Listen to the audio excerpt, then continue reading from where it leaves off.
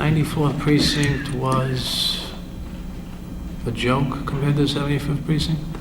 You're going to have to repeat, Mr. A Dowd. joke. It was not. There was no work involved compared to working in the 75th precinct. It was an easy day. Very slow day. In other words, low volume of radio runs. Low volume, plenty of spare time. What about the nature of the precinct? Did it have a very visible narcotics trade? No, it wasn't very visible. It was only two really known locations. What sort of establishments populated the 94th precinct community? Business, factories. It was a working class community with pretty much full employment, things like that. And when you arrived at the 94 precinct, did you eventually receive a steady partner? Yes. And once again, as you had done before, were you able to solicit your partner in engaging in corruption? I think that's a safe assumption to make, but it was a mutual understanding. I don't always like being blamed for everything. I understand. Mutual understanding, how did that mutual understanding arise? With the basic, have a couple drinks and talk things over. Had you ever met this police officer before? No. How was it that you generated the confidence to approach him about engaging in corruption together? Well, he was arrested for murder on duty, and he knows what the wrath of the job can bring upon you, and I was under so many different investigations at different times that we both had clouds over our head and no one would work with us. Was the 9-4 precinct known as a place where discipline problems were sent? Yes. How did you come to find out about your new partner's background? Is it just word in the precinct? Word of the precinct and his own words himself. So what sort of an agreement did you establish with your new partner? Well, it took a while. It's not something that happens overnight. We just decided that after we started working together steady, that whatever comes up is good with us. Now, when you're in a different environment like the 9-4 that's populated by legitimate business establishments, factories, as you've described, with a very low volume of narcotics activity, how were you able to find new opportunities for corruption? Well, I really started to use the job itself to create those opportunities. Could you explain to the commission how you did that? Well, like we had said earlier in this discussion, making money doesn't always mean bringing home money. It may mean getting things for free, or cheap, or highly discounted. I'll give you an example of if you go to a burglary and say it's a factory, the guy will say, well, you know, there was $500,000 worth of stuff taken. I'm exaggerating the numbers just for the example. And meanwhile, maybe there was only $100,000 worth of stuff taken. So you know it and he knows it, but you fudge up the report, and he's able to, get a bigger insurance claim. So he takes care of you, whether it be, he tells you if it's a TV place, take a TV or VCR or whatever he has, whatever his goods are. So in return for a payment, you conspire with a business owner in order to exaggerate an insurance claim? Sure. What about the automobile industry? Did that provide an opportunity for corruption for cops in the 9-4?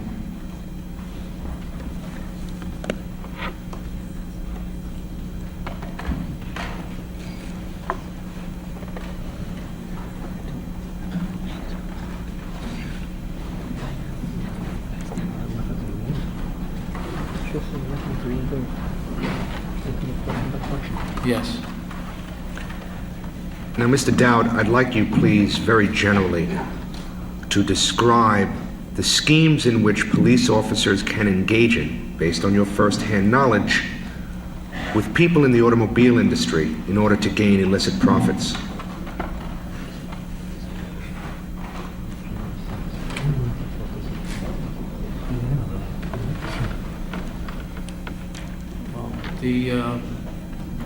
The way I guess we would describe taking advantage of that situation would be if you arrive at an accident scene, and as many of the people in the city know, the tow trucks stay raced there at 150 miles an hour to get a job. Well, by securing the job for a favored tow company, you can get a good-sized kickback from the job. Is there an ordinary percentage of kickback that's sort of known in this practice? 10 to 15%. So in other words, if I have a very expensive vehicle that gets in a collision on Greenpoint Avenue, Yes. what do I do as a citizen? How do I know what tow truck company, what collision place it should go to? Do you come along and suggest the tow truck company? Is that how you do it? Well, you may. The person is usually in a very distraught frame of mind, and they need help, and you're there to help them. And you suggest to them what company they should use? There's several that I might suggest. And once that tow truck company is employed and it costs me $5,000 to have my vehicle repaired, what does the police officer receive in return? Well, at least 500. And how do you collect that money? Directly from the tow truck operators? From in the shop. From the garage that does the repairs? Yes. Mr. Dowd, were you still addicted to cocaine at the time that you were assigned to the 9-4 precinct? Yes. The rehabilitation programs that the department made available to you were not effective. I don't want to give them the whole blame, but they never offered me drug rehabilitation. I had to continually hide it. Then they would do other things to me, like put me in front of drug houses and see if he falls inside. Was your use of narcotics while you were assigned to the 9-4 precinct becoming more obvious and more flagrant? One day I was called into a meeting with the captain, and I was high. And he said to me, Officer Dowd, if I ever catch you on drugs or using drugs, I'll arrest you myself. I was high when I was talking to him. Like in the days in the 75th precinct or at Coney Island, do you believe it was apparent to your supervisors at the 94th precinct that you had a serious drug and alcohol problem at that time? I heard it from them. In other words, they told you they knew it? There was plenty of innuendos.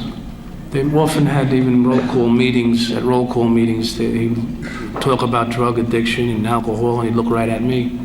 I knew he was talking to me anyway. And I'd like to reiterate a question that Judge Tyler asked you before, and that is, did anyone during the time you were in the 94th precinct, from February 1990 to May of 1992, offer you any assistance through department programs? No. Now, Mr. Dowd, it's obvious from public record that at the time you, besides engaging in personal drug use, you were also continuing narcotic sales. Is that correct? That's correct. Now, you described the 94th precinct as an area that had a very low volume of narcotics trafficking. Nonetheless, were you able to find someone in the 9-4 precinct who would supply you with narcotics? Yes. Was that a bodega located somewhere in the 9-4 precinct? Yes. How did you manage to establish this connection in such a low narcotics activity area? Well, the way you would formulate a relationship with any businessman in the community. You start talking and relating and discussing regular things that a police officer who wasn't corrupt would discuss with them. Sort of the way you did it with Baron Perez? Exactly. Once you had established this connection, did you, while on duty in uniform, frequent this bodega for the purposes of narcotics trafficking? Yes. Did you do that while with your partner? Yes. Did you do that while you were in a marked police radio car? Yes. At this point, with the Commission's permission, I would like to show a videotape, a surveillance videotape that was conducted of Michael Dowd and his partner on May 6, 1992.